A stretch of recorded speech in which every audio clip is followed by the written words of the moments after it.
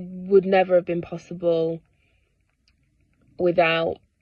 the space that this course provided for me to process the shame that was on my voice and the fear of speaking and sharing these poems, my poems. But in that, there's also another layer in that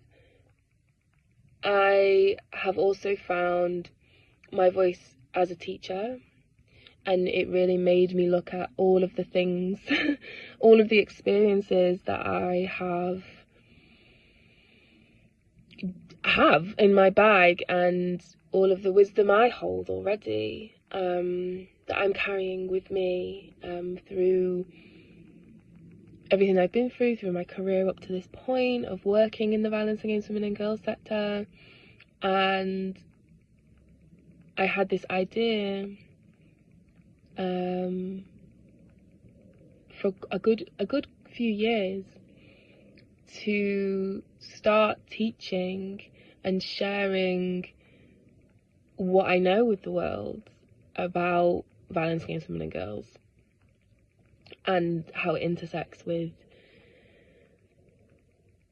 this wisdom, you know, women's wisdom of our bodies, our wombs, the menstrual cycle, birth, death, the menopause. And again, this was a huge fear. This was so much imposter syndrome, all of that, you know, all of that. And within the course, towards the end of this course, I launched a project to start sharing this work. And I can